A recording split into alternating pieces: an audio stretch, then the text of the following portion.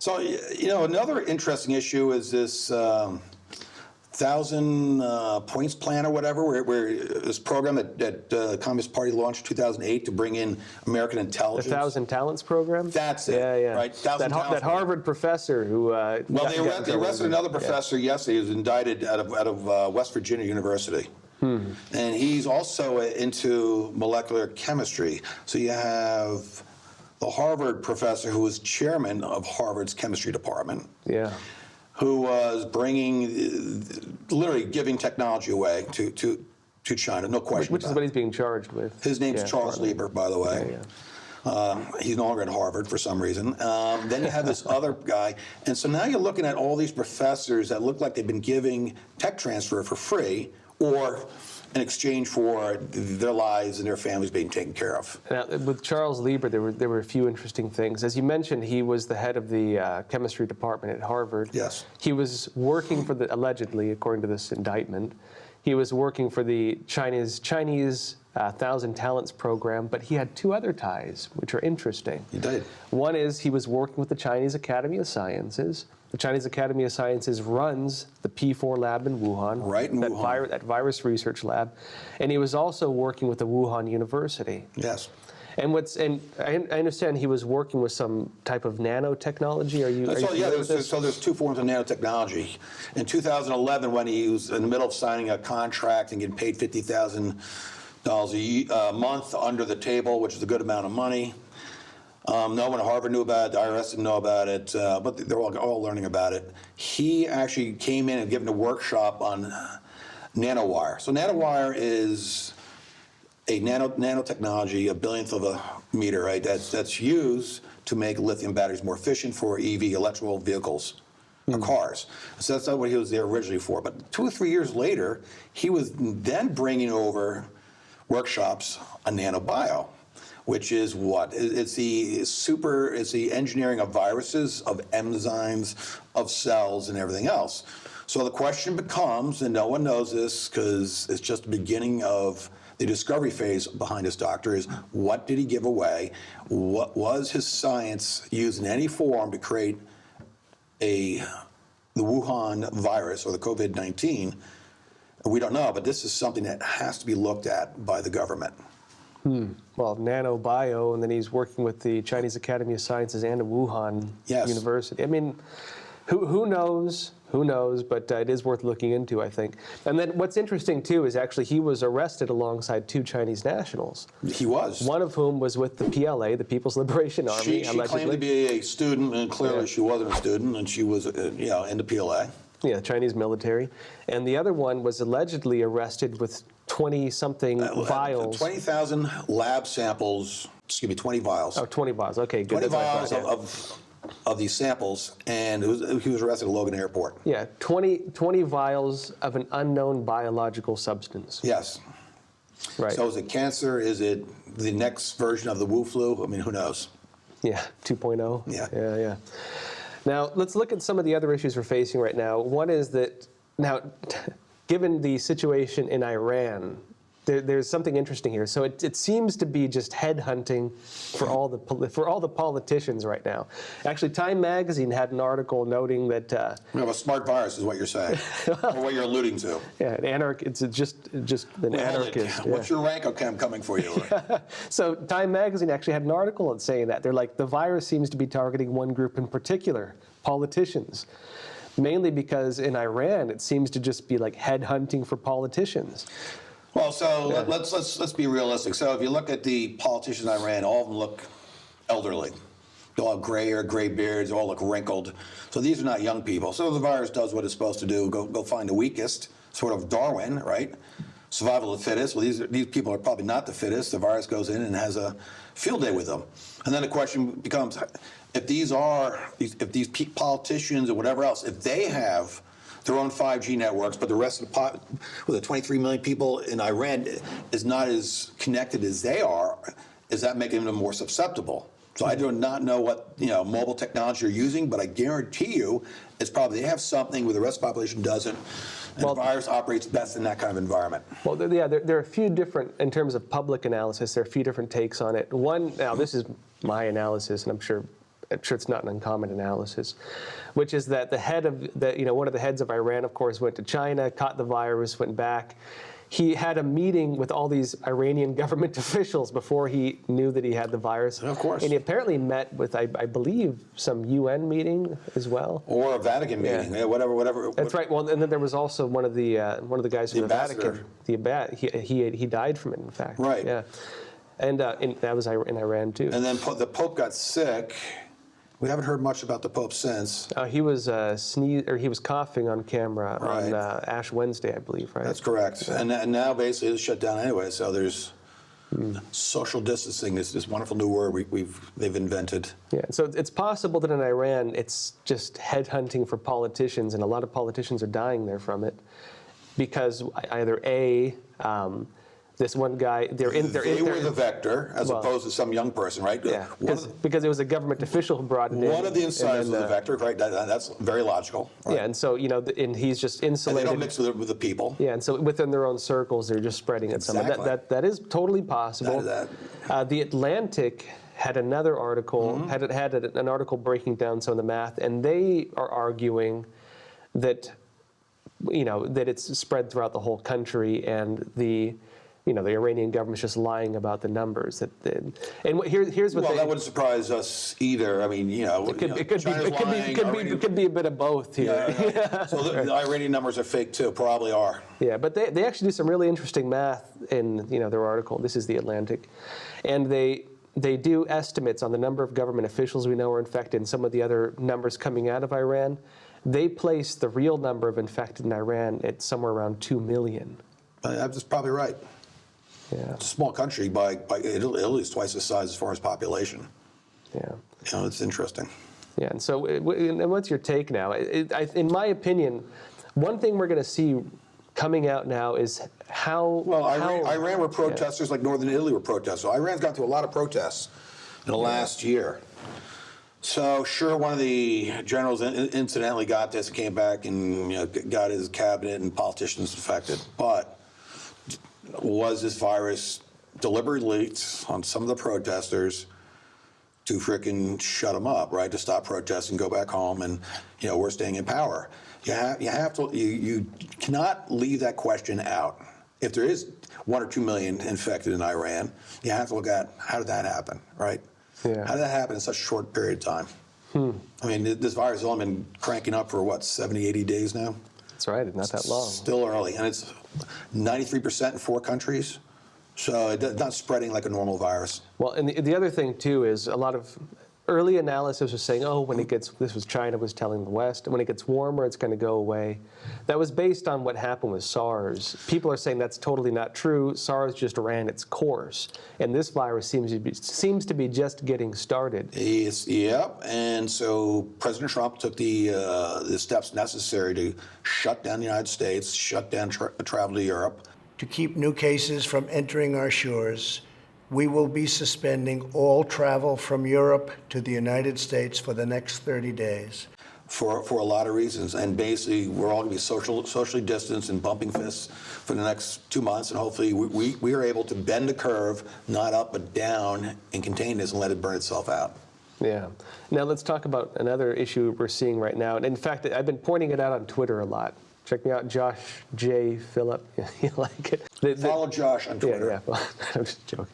But yeah, anyways, the Chinese Communist Party right now is launching a disinformation campaign, a very large-scale disinformation campaign. They have to. And they're very aggressive with it to try to shift blame on the virus. Now, because it's one thing. In China... Well, that's a two-step proposition. Yeah. Why are they having such an aggressive, widespread campaign? Yeah, well, you're talking about pull something up for everyone, yeah. One is to try to get Xi trying to win over the people again in China, who his reputation got destroyed by his incompetence. Well, and it's risking now becoming and lying about the numbers. Well, it's risking now becoming an international thing. The same blowback they're having in China is going to happen everywhere in the world. And now the second half of this is now the external propaganda, which is the rest of us receiving. And so blaming the U.S. or CIA or something like that. And so I called out a couple what appear to be Chinese propagandists online because they're copying and pasting the same template. Oh yeah, they are. Now I'll read the template to you. It says, "Nobody should blame China for being the unfortunate epicenter of the virus. It's just racism. Just as nobody blamed the U.S. for spreading H1N1 and AIDS, killing tens of millions." And that exact word-for-word template is being used by multiple accounts right now. Absolutely correct. Yeah. And so I actually... Well, it started with the Wall Street Journal come out with a "Sick Man of Asia" headline, which really bothered the Communist Party. But what's really funny about the "Sick Man of Asia," there are now 2 cities that now stopped all train and plane traffic. I forgot what they are, but it's I don't know if it's in Hubei, but it's nearby. So they've completely, I was read it this morning, they shut down, 2 cities shut down. That tells us several things. Why?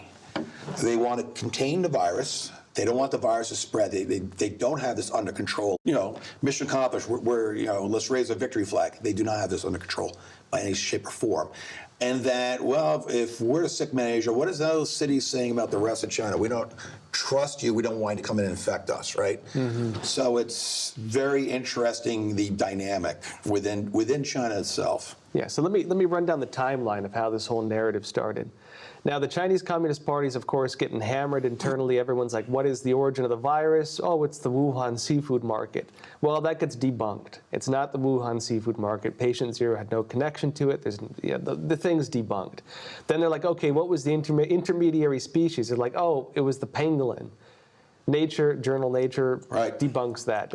And so China's lied to us about the origin multiple times. They've lied to us about the intermediary species. And then at the beginning of February, they start walking back. They walk back. Oh, it didn't come from the virus. And that, for 2 weeks, they walked back. No, it didn't originate from the wet market. Even though they destroyed the wet market, so it could never be investigated. Right? So they walked back their own claim for 5 weeks. Then in the beginning of mid-February, they then start on this, and then they go into here's the next phase, blaming somebody else. Well, here's the current narrative. So one of the Chinese spokespersons comes out and he goes, well, the virus is spreading in China, but it did not necessarily originate in China. And that became kind of the foundation of their external propaganda and internal propaganda. Internally in China, they're allowing rumors to spread, and they're having a lot of public officials say that this is a foreign virus, it's attacking China. They got to have their boogeyman because the Communist Party can't look bad. Yeah. It's that simple. And then abroad, they're saying that if you say it came from China, you're racist because viruses have no borders. That's the other side of the same sword, right? So. A virus has no nationality.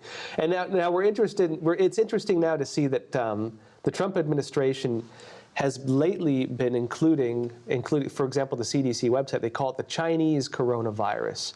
And a lot of Republicans have been saying Chinese coronavirus. And now a lot of Democrats are saying that's racist. But the Wuhan virus. So let's take it a step further. If the Wall Street Journal the editors actually got their title right, they wouldn't have written, China's a sick man of Asia. They would have said the Chinese Communist Party is a sick man of Asia. Then that's very accurate and not racist at all, because that's actually true. Yeah, well, in Epoch Times, that's our stance too. You need to draw a thick line between the Chinese Communist Party and the Chinese people, because a lot of the Chinese people absolutely do not support the Chinese Communist Party. No question. It is a tyrannical regime that has killed between 50 million and 70 million Chinese people. And they're living under it, and they don't want to be living under it. A lot of them don't. Harvest organs. Yeah. And they continue with slave labor. Yeah. That goes beyond American tech companies. It's unbelievable what they're doing.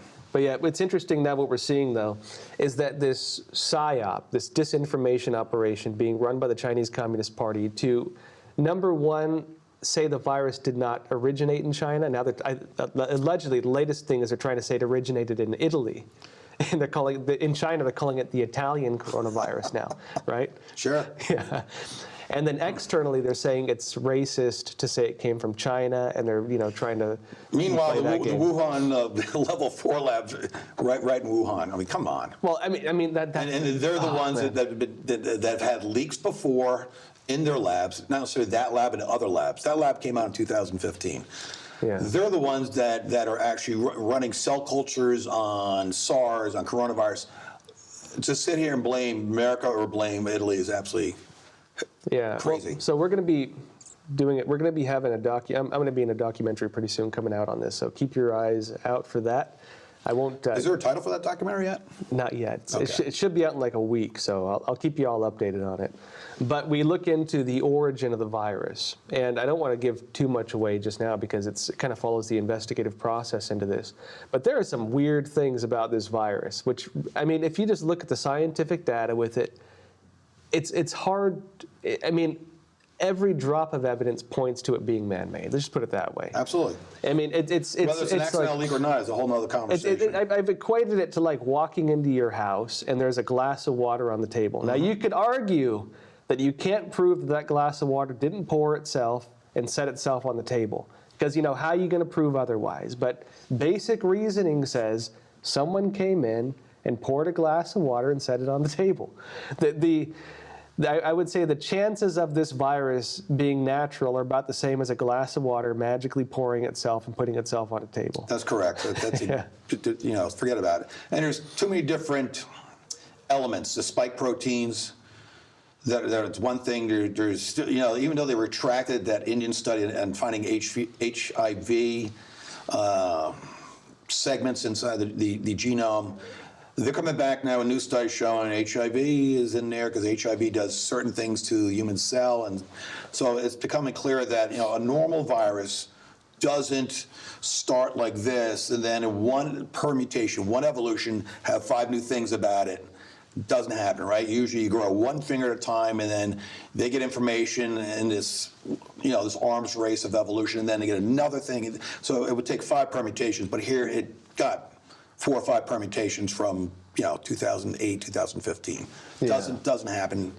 Well, mathematically improbable. Well, what's interesting is that it does look like it's a bat coronavirus, at least the envelope. Bat SARS, they call it, right? Yeah. Well, so this bat virus is it appears to be from the Jiaoshan bat. I can't pronounce right. it. Zhoushan. I'm not good in Mandarin. Jiaoshan. Yeah, neither am I. But it's the envelope. It appears to be this Jiaoshan bat. It has 2 different parts. One of which is over 80% match. The other is 100% match. Mm-hmm. And that's not going to happen naturally. No. One. And okay, so it's the Jiaoshan bat. Now, what's really interesting about this bat virus, the Jiaoshan bat virus, is that it was submitted to this data bank by the PLA. Right. And so this is a virus submitted to the virus data bank by the PLA, the Chinese military. And then the spikes, what make this bat virus, because a coronavirus is not human transmittable from bats naturally. No, you need intermediary. What makes it transmittable to humans are these spikes, these little mushroom-looking things coming off of it. And those appear to be the SARS virus. Yes. So more like a 70% match. So it's sort of like a Frankenstein of viruses, sort of like a little bit of this, a little bit of that. Yeah, but what's really interesting, now, this Jiaoshan bat virus was PLA, Chinese military. Yep. The SARS virus, that P4 lab in Wuhan, 20 miles up the road from the epicenter, was started to research SARS. Correct. So put 2 and 2 together. Yeah. Well, and get this too. One of the heads of that lab actually came out in 2015 and even published papers, not just in China but in the U.S. as well, saying that they had successfully altered a bat coronavirus to become human transmittable, fitting this description. So he admits it. Yeah. They admit it. It's 5 years ago. I mean, who knows if it's the same one? But they made viruses like these. So what's also interesting, Yeah. we now got, they call it a mutation. Is it a mutation, or do we actually have 2 viruses out that are extremely, like a set of evil twins? Well, Do we have this virus and this virus slightly different, a variant, and they're doing 2 different things? We don't know. Well, okay, so I've spoken to a few scientists on this. The virus itself, the original one at least, does not appear to have been done through mutation in terms of it combining with between this Jiaoshan bat virus and the SARS virus. It appears to be recombination, which is it's different. Which is RNA, But- and then you get into the vaccine worlds. Yeah, but the virus itself is mutating allegedly as well. Apparently, these things, when it spreads to a new generation, so let's say 20 people catch it and they give it to 200 people, Sure. they give it to 2,000 people. Every time it spreads from one group to the next, it creates a new generation. And allegedly, it's mutating between these generations. Which would make a vaccine almost useless. So for $4,500, would you want to go get a shot? I know I wouldn't. Yeah. Of this. Do I want this coronavirus? Oh, yeah, that's right. So right now, if you're interested, You can have the virus injected into you for medical research, and they'll give you $4,500. Probably have to waive your rights as far as any kind of side effects or damage, long-term damage to you. Yeah, well, I'm a millennial, so I'm like, how many times can you shoot me up with it? Just joking. Yeah, exactly. So why bother? Right? Yeah, I wouldn't do it. I'm joking. I wouldn't do it for Yeah. $500,000. Wouldn't do it. You do it for $1 million? Maybe. Maybe if I was 10 years old, I'd do it for $1 million. Yeah. Do one for the family. Yeah, well, kids aren't catching it for some reason. Well, that's not enough studies on that yet. But kids are the perfect carrier. I mean, well, if you think about kids, they're bringing home. You go to school, they come home, children to their families. They're a perfect vector. Sometimes they're like the bat. They carry disease but don't really show it, right? Yeah. So once they get past the measles and the mumps and all those childhood diseases, they're an ideal carrier. Yeah, no, kids crack me up, man. I saw a funny meme this morning, actually. It was like, adults, and they're like wearing their masks, and they're all like huddled up, and they're like kids, and it's this kid like licking this pole. That's not going to change. There's no way you can tell a kid not to touch something. Now, let's put it this way, folks. They're pressing buttons in elevators all the time. Come on. Now think about a pole. You know what it tastes like. Why do you know what a pole tastes like? Because probably as a kid, you probably licked a pole. Yes, so you have a neuro association from the past. You don't quite remember the day, but you did it. Yeah. All right, so James, I guess just last point. What do you think people should know about this virus as it goes forward? Because it does seem like U.S. is locking down now. Hopefully, we're going to deal with this better than some places. How do you think it's going to go? I think the president's taking the right steps. We're trying to now bend the curve down as opposed to let this spread all over the place. So it's interesting, New Rochelle is right north of New York City. It's about 30 minutes away. I grew up in a small town of Bronxville, which is right next door to New Rochelle. So this community that's being contained of 1,000 people is the right thing for New York State to do. That one lawyer spread enough of the virus around his own community. You don't need to spread it around the rest of New York. But now we have some 50 cases as of yesterday, which is the 11th of March, in New York City itself. So it's going to start popping and showing up more and more and more. And I expect the schools will probably be closed next week for a month or 2 months or whatever it's going to be, and we'll just go from there. What can you do individually? Keep your immune system strong. Try not to get sick. Everyone's pushing a flu vaccine. The flu vaccine will actually weaken your immune system as it introduces a weakened virus or attenuated virus itself. So you don't need to go get a flu shot now. I would not recommend it. I'd recommend just focusing on your immune system. There's a lot of vitamin C. There's a lot of things you can do. I would focus on eating healthy, staying off drugs and booze, and just run this thing out. Okay, so James, good having you on the show. Joshua, you too. All right, and everyone, please remember to like and subscribe. Click the notification bell. We need your support. You get alerts when our new videos are up. We're going to be focusing real heavy on covering this coronavirus. So tune in next week. We're going to have probably at least 3 videos a week. See you then.